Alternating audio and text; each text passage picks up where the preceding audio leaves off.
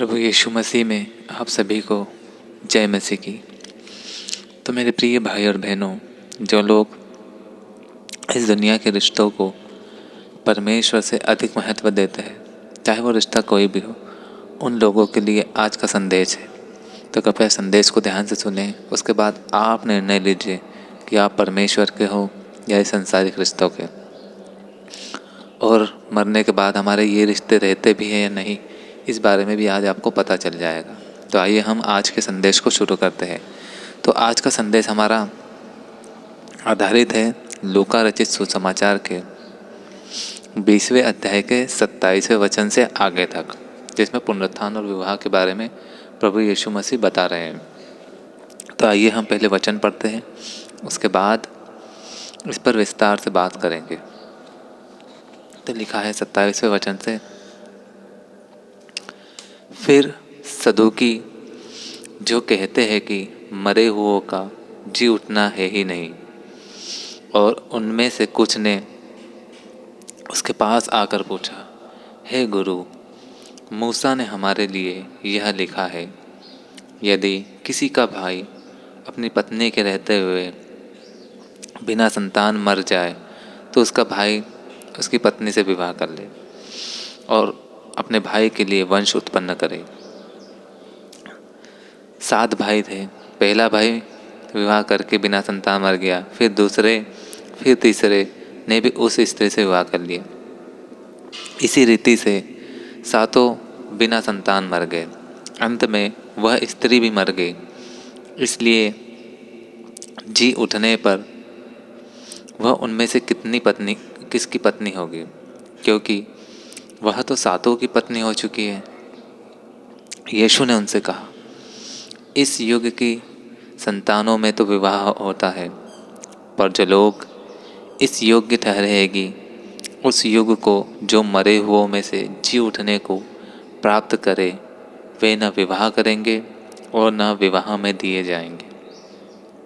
वे फिर मरने के नहीं, क्योंकि वे स्वर्गदूतों के समान होंगे।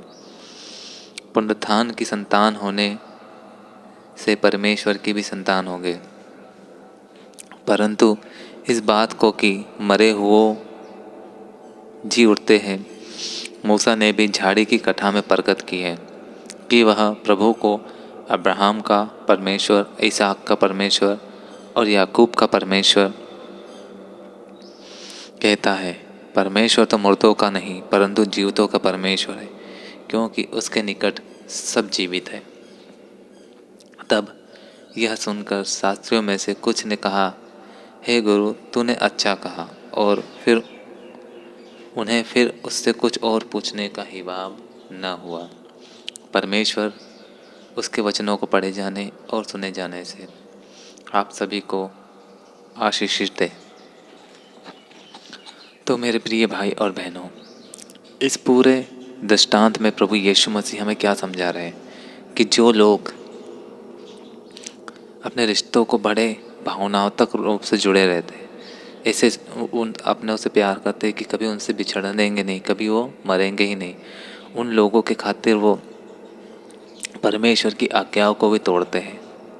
अपने परिवार, अपने प्रेमी या पत्नी के खातिर वो धोखा, जलन, यहाँ तक कि लोगों की हत्याएं भी कर देते हैं, जबकि इन रिश्तों का मरने के बाद कोई अर्थ ही नहीं ले जाता। मेरे साथियों, ये संसार के जो रिश्ते हैं वो हम तब तक जिंदा रहेंगे, चाहे वो 60 साल हो, 70 साल हो या 100 साल हो।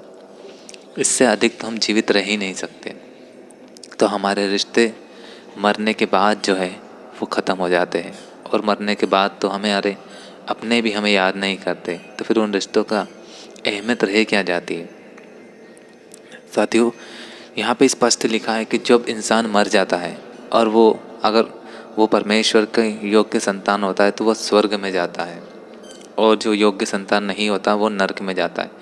लेकिन जो लोग स्वर्ग जाएंगे परमेश्वर के समक्ष, वहाँ पर वे लोग स्वर्गदूतों के समान हो जाएंगे, और वहाँ पर कोई शादी ब्याह नहीं होते और ना कोई माँ बाप, भाई बहन का रिश्ता होता है। वहाँ पर सभी लोग परमेश्वर की संतान होते हैं और जो विश्वासी स्वर्ग में जाते हैं वो लोग परमेश्वर की संतान कहे जाते हैं और उनका सबका पिता एक ही होता है, पिता परमेश्वर।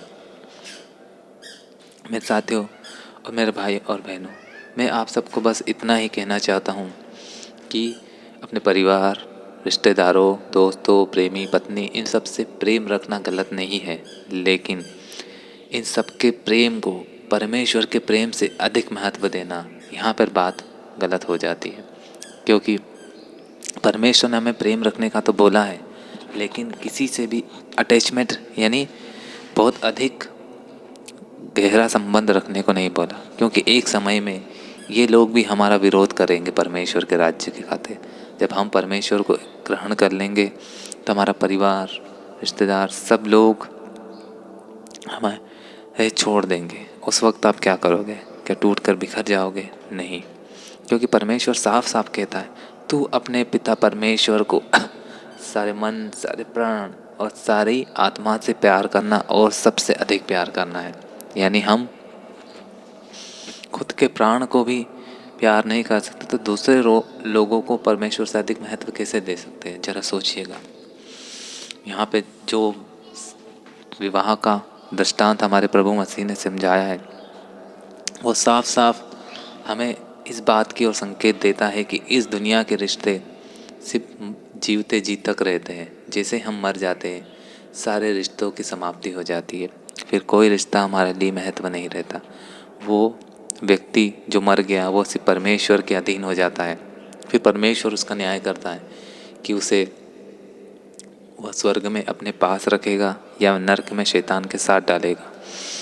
मेरे प्रिय भाई और बहनों, इसलिए आप लोगों को बस इतना ही कहना चाहूँगा कि आप लोग दुनिया के किसी भी रिश्ते को अपने ऊपर हावी ना होने दीजिए। सिर्फ परमेश्वर ही आपके ऊपर राजा है और किसी के अंडर आपको दबने की ज़रूरत नहीं है। परमेश्वर के प्रेम को सबसे अधिक महत्व दीजिए, परमेश्वर आपको महत्व देगा। और जिस वक्त आप परमेश्वर के आज्ञाओं के पालन करेंगे, परमेश्वर को अधिक महत्व देने लग जाएंगे, तो आपके जीवन में उसके कार्य दिखने लगेंगे, वो आपको आत्मा से भरेगा। मेरे प्रिय भाई और बहनों, बस बाकी आप समझ गए होंगे मेरे संदेश में आपको क्या समझा चाह रहा हूँ। तो परमेश्वर के राज्य में बढ़ते रहिए।